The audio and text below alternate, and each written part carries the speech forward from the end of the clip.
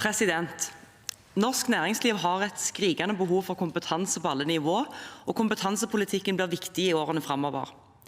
Regjeringen Solberg la grunnlaget for livslang læring gjennom kompetansereformen Lære hele livet og fullføringsreformen med åpne dører til verden og fremtiden, nettopp for å sikre flere voksne grunnleggende utdanning og kompetanse tilpasset arbeidslivets behov.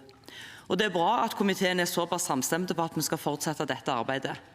Nesten 600 000 voksne i alderen mellom 25 og 59 år har ikke fullført videregående og mangler dermed billetten til videre utdanning og kompetanseheving. Men de har ofte verdifull kompetanse etter mange år i arbeidslivet, noe som kalles realkompetanse.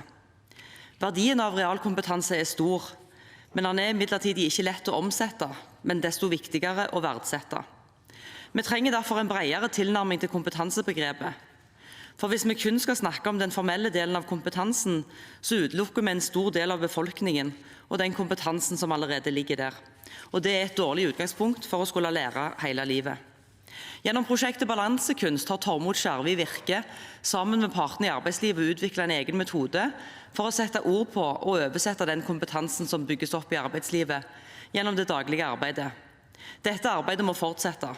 For ved å beskrive den realkompetansen som bygges opp i arbeidslivet, kan den lettere brukes i andre deler av arbeidslivet og også gjennom det formelle utdanningssystemet. Dette kan for noen være et springbrett videre til fagbrev eller høyere utdanning. For andre så kan det bli en verdsettelse og anerkjennelse av den kompetansen som allerede er der. Som godt voksen så ser jeg at den kompetansen jeg har tilegnet meg gjennom arbeidslivet, er minst like viktig som teorien fra skolebenken. Det er summen av teori og praksis som vil gi store muligheter i morgendagens arbeidsliv. Men da må skolesystemet gjøre dette mulig. Gjennom regionreformen er fylkeskommunens ansvar for kompetansepolitikken forsterket.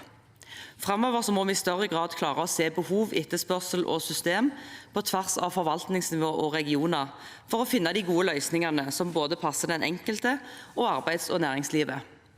For arbeids- og næringslivet er det viktig at ansvarsfordelingen er tydelig avklart, og at det utvikles enklere måter på å få en oversikt over det tilbudet som finnes i dag.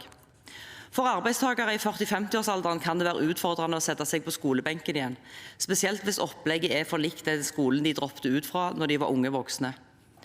Da må dagens skolesystem utfordres, og det må stimuleres til mer fleksible modeller, som en eksempelvis har på Åkrehamn videregående skole. Der kan folk søke på en fredag og starte på en mandag, samtidig som en er yrkesaktiv, har en familie og fortsetter livet som en lever. Det er fremtidens skole for voksne. Med det så tar jeg opp forslaget som vi er en del av.